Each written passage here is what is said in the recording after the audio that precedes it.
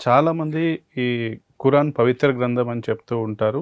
కానీ ఎక్కువగా అపవాదు గూడా ఈ ఇస్లాం మతం ఎవరైతే అవలంబిస్తారో ఇస్లాం మతం అవునండి. మీదనే ఎక్కువ చాలా వరకు కొన్ని అపవాదులు హ్మ్. అనేటువంటివి మనం చాలా విన్నాం, చూస్తున్నాం గూడా. అవునండి. అవును. అయితే ఈ ఖురాన్ గ్రంథం గురించి కావచ్చు, లేదా భగవద్గీతకు సంబంధించి కావచ్చు, లేదా ఇతర గ్రంథాల గురించి కావచ్చు, మనం మన వీక్షకుల నుంచి కొంతమంది ద్వారా కొన్ని క్వెషన్స్ అయితే ఓకే. సేకరించాం. ఓకే.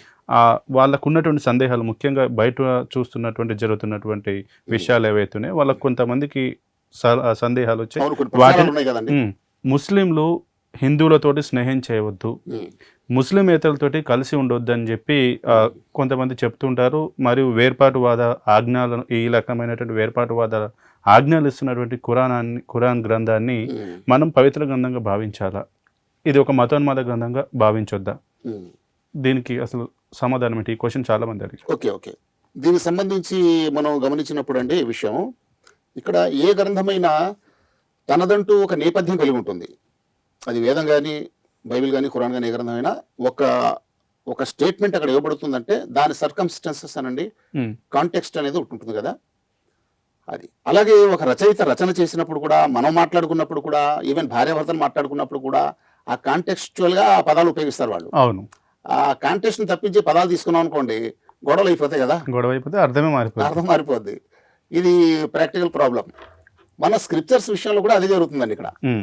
సో, కాంటెక్స్ట్‌లో పెట్టి చూస్తే విషయం మనకు అర్థమవుతుంది. హ్మ్. మొదటి విషయం మీరన్నది ఇది 3వ అధ్యాయము 28వ వాక్యంలో ఉందండి ఇది. హ్మ్. అక్కడేమన్నాడు చూడండి. విశ్వాసులు తమ తోటి విశ్వాసులను వదిలి అవిశ్వాసులను స్నేహితులుగా చేసుకోరాదు. ఓకే. అలా చేసేవాడు ఏ విషయంలోనూ అల్లాహతో సంబంధం లేనివాడు. హ్మ్. అయితే ఏ విధంగానైనా వారి కీడు నుంచి రక్షణ పొందే ఉద్దేశంతో మీరు మైత్రి కోసం ప్రయత్నిస్తే అది వేరే విషయం. హ్మ్. అల్లాహ్ తనకు మాత్రమే భయపడవలసిందిగా హెచ్చరిస్తున్నాడు. హ్మ్. కడకు మరలిపోవలసింది అల్లాహ్ వద్దకే. హ్మ్. ఈ వాక్యం చాలా మందిని కన్ఫ్యూజ్ చేస్తుందండి ఇది. ఓకే.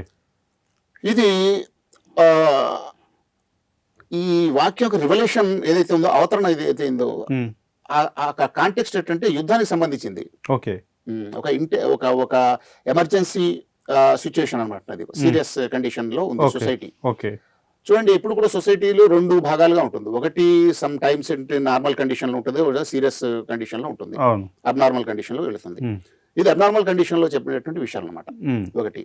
అయితే ఇక్కడ పదప్రయోగాలు మెయిన్ మనకు ఇబ్బంది కలిగిస్తాయి. హ్మ్. ఏంటి విశ్వాసులు, అవిశ్వాసులు. హ్మ్.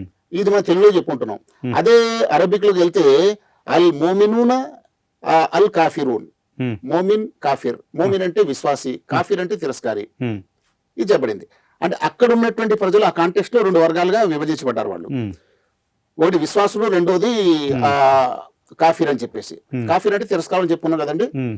అయితే ఖురాను గ్రంథము మనం అధ్యయనం చేసినప్పుడు మరి కాంటెక్స్చువల్‌గా ఇది సార్వత్రిక ప్రకటన, హ్మ్. ఇది ఒక ప్రత్యేకమైన సందర్భోచిత ప్రకటన అనేది ఇక్కడ బైఫర్కేట్ చేయాలి. హ్మ్. సార్వత్రిక ప్రకటన అంటే ఆల్వేస్ ముస్లిం అందరూ ఎప్పుడు కూడా ముమిన్‌గా ఉంటారు. హ్మ్. ముస్లిమేతరులు ఎప్పటికీ కాఫిర్‌గా ఉంటారు. హ్మ్. అక్కడున్న వాళ్ళే కాకుండా లోకంలో ఉన్న వాళ్ళందరూ కూడా కాఫిర్‌లు అవుతారు. హ్మ్. ఇది ప్రాబ్లమ్ వస్తది. హ్మ్. ఇది సార్వత్రిక ప్రకటన కాదు ఫస్ట్ థింగ్. హ్మ్. ఇది సందర్భోచిత ప్రకటన. ఆ ప్రత్యేకమైన వర్గాన్ని ఉద్దేశించి చెప్పబడినటువంటి విషయం ఇది. హ్మ్. దీన్ని ఎలా చెప్తారు మీరు అనంటే అరబిక్‌లో ఇంగ్లీష్‌లో కూడా చూడండి ఒక విషయాన్ని పెట్టి చెప్పామనుకోండి, ఇంగ్లీష్‌లో ఆర్టికల్ పెట్టి చెప్తే అవును. అది పర్టిక్యులర్ బుక్ అన్నప్పుడు పర్టిక్యులర్ బుక్ అవుతుంది. హ్మ్. ఓన్లీ జస్ట్ బుక్ అంటే ఏదైనా బుక్ అవ్వచ్చు ఏదైనా కావచ్చు. కదా! హ్మ్. ఎప్పుడైతే పెడతామో ఒక ఆర్టికల్ పెడితే అది పర్టిక్యులర్ బుక్ అయిపోతుంది. అన్ని బుక్స్‌తో సంబంధం లేదు. ఏదో ప్రత్యేకమైన సెపరేట్ బుక్ అయిపోతుంది. అవును. కదా! అదే విధంగా అరబిక్‌లో అల్ అనే పదం ఉందండి. హ్మ్. అలీఫ్ లామ్ అల్. హ్మ్. ఓకే. అల్ పెట్టి చెప్తే ఉదాహరణకి ఏంటి మోమిన్ అన్నారు. హ్మ్. అల్ మోమిన్. మోమిన్ అంటే ఎవరైనా విశ్వాసి. ఓకే. అల్ మోమిన్ అంటే ఈ విశ్వాసులు. ఓకే. అది. అలాగే కాఫిర్ అన్నారు. ఎవరైనా కాఫిర్ అవ్వచ్చు. హ్మ్. అల్ కాఫిర్ అన్నాడు ఇక్కడ. హ్మ్. అల్ కాఫిరూన్. ఈ కాఫిర్లు, హ్మ్. ఇక్కడున్న తిరస్కారులు రైట్. అని చెప్పాడు. అంటే ఆ ప్లేస్‌లో ఉన్న ఆ వాళ్ళను ప్లేస్‌లో అప్పుడున్న వాళ్ళకి మాత్రమే వర్తిస్తుంది ఇది. అది. ఓకే. అప్పుడున్న ముస్లింలకు వర్తిస్తుంది. ఓకే. ఒకటి ఇక్కడున్న ముస్లింలకు వర్తించదు. ఇప్పుడు మాకు వర్తించదు. హ్మ్. ఇప్పుడు మీకు వర్తించదు. ఒక హ్మ్. నాన్ ముస్లింగా ఉన్నటువంటి వీరికి ఇది వర్తించదు. ఓకే. ఇది. ఎందుకంటే అల్ పెట్టాడు కాబట్టి. ఓకే. అది. కాబట్టి ఇక్కడ తెలుగులో ట్రాన్స్లేషన్ చేసినప్పుడు ఏం చేయాలి? ఈ విశ్వాసులైనటువంటి మీరు అని ఇక్కడ స్పెసిఫై చేయాలి. మీరు అంటే అవును. అక్కడ సెపరేట్ వాళ్ళే అయిపోతారు. అవును. తర్వాత తిరస్కారులైనటువంటి వారు అప్పుడు ఉన్నటువంటి వాళ్ళు అని అవ్వేది, కానీ వీరు వారు అనేది చేయలేదు కాబట్టి ఇది తెలుగులోకి వచ్చేటప్పటికి ఏదో జనరల్ స్టేట్మెంట్ కింద అయిపోయింది. ఇక్కడ ప్రాబ్లం క్రియేట్ అయింది అనమాట. అంటే సార్ ఇంకొక నాకు సందేహం ఏంటంటే ఇప్పుడు ఖురాన్ మ్యాక్సిమం అరబీలో ఉంటుంది, లేదంటే హిందీలో కూడా తర్జుమా చేశారు, ఇప్పుడు లోకల్ లాంగ్వేజెస్లో తర్జుమా చేస్తున్నారు. నా క్వశ్చన్ ఏంటంటే అసలు ఇప్పుడు ఎవరైతే ఇక్కడ ఇస్లాం ప్రాక్టీస్ చేస్తున్నటువంటి వారు ఉన్నారో వాళ్ళలో ఈ ఖురాన్ చదివే వాళ్ళకి ఎంతమందికి అరబీ అసలు ప్రాపర్గా అర్థమవుతుంది? ఇది అర్థం లాంగ్వేజ్ బ్యారియర్స్ అనేది అర్థం కాకనే ఈ మిస్అండర్స్టాండింగ్స్ వస్తున్నాయని నా భావన. మీరేమంటారు? ఎగ్జాక్ట్, మీ భావన 100% కరెక్ట్ అండి. అది పెద్ద ప్రాబ్లం. ట్రాజిడీ ఏంటంటే ఇది ముస్లింల ట్రాజిడీ, ఇది హిందువుల ట్రాజిడీ కూడా. హిందువులు కూడా గాయత్రి మొదలు చదువుతారు, ఓం భూర్భువః స్వహ తత్సవితుర్వరేణ్యం భర్గో దేవస్య ధీమహి ధియో యో నః ప్రచోదయాత్. ఇలా చదివే వాళ్ళు హిందువులు ఎంతో మంది దొరుకుతారు, కానీ మీనింగ్ చెప్పే హిందువులు ఎంతమంది ఉన్నారు? చాలా తక్కువ. అది సేమ్ ప్రాబ్లం ఏంటంటే ముస్లింలో కూడా ఉందండి. వాళ్ళు కూడా ఏంటంటే లా ఇలాహ ఇల్లల్లాహ్ ముహమ్మద్ రసూలుల్లాహ్ అల్హమ్దులిల్లాహి రబ్బిల్ ఆలమీన్ రహమానిర్ రహీం మాలికి యౌమిద్దీన్ ఇలా చదువుతారు. బట్ మీనింగ్ ఏంటి చెప్పమ్మా అంటే 99% అది చెప్పలేరండి. ఓకే, ఇది పెద్ద సమస్య. దీన్ని మీరు గ్రహించారు.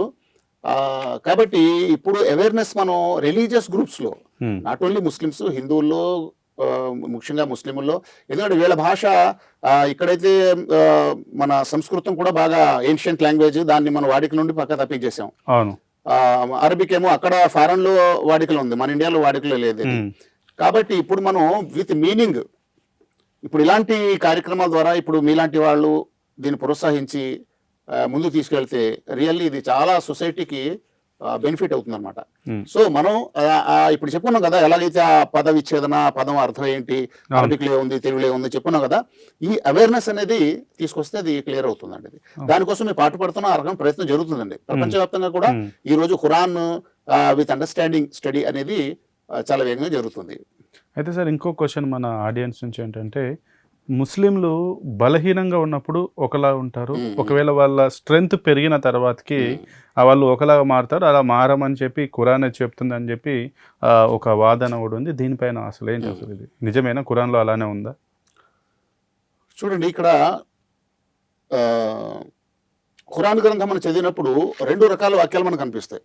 ఓకే, ఒక రకమైన వాక్యాలు ఏంటంటే ఫర్ ఎగ్జాంపుల్ 9వ అధ్యాయము ఖురాన్ గ్రంథం 6వ వాక్యము, అలాగే 9వ అధ్యాయము 29వ వాక్యంలో వారు విశ్వసించనంత వరకు వారితో మీరు యుద్ధం చేయండి, వారు విశ్వసించి నమాజు స్థాపించే వరకు, జకాత్ ఇచ్చే వరకు యుద్ధం చేయండి. అంటే ఇది ఏంటి, ఖచ్చితంగా ఇది రిలీజియన్ ని ఫోర్స్ గా వాళ్ళ మీద రుద్దినట్టు కనిపిస్తుంది మనకి కదా. విశ్వాసం అనేది ఎవడిష్టం వాడిది, అది పర్సనల్, అది మీరు విశ్వసించవలసిందే అని చెప్పకూడదు కదా.